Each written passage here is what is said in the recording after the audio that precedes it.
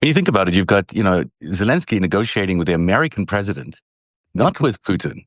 And then the American president goes back and tells the Russian president what's going on, and then feeds back that information back to Zelensky through a filter. But Putin is laughing at this. He's got the American president negotiating about a peace deal that he's not really a party to, and Zelensky's on the other side doing, it looks like good faith efforts to negotiate, but knowing it's going to lead nowhere because Putin's not at the table.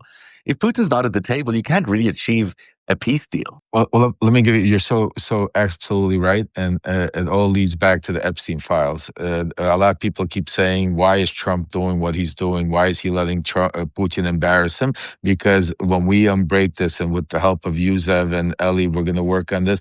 We're going to break the biggest story is what actual compromise Russia has on Trump, and it's going to lead through these Epstein files. But for not for today's conversation. I mean, talking about what he did on the stage. I mean, just think about it. Zelensky. I'll give you some more breaking news. Zelensky. That's why he stopped by in Canada and met with the Europeans before.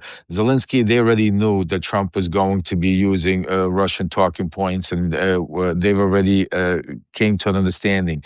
Zelensky is now being very strategic and basically now agreeing to everything Trump basically in Russia wants, with one caveat that you have to hold a referendum, that it's the people's voice.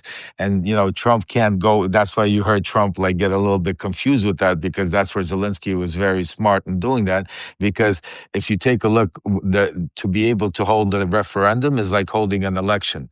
You have to have infrastructure, and during right now, you with millions of people out of the country, spread all over the world, but you wouldn't be able to do it. That's why Zelensky is saying we need at least 90 days, 60 days ceasefire. And the reason he's saying strategically is because Russia can't do it. Russia is collapsing. Russia economy is collapsing. Russia doesn't have maybe another 60, 90 days. They need to get back into it. So this is, I think, a very strategical play. But at the end of the day, these strategics don't help the people on the ground.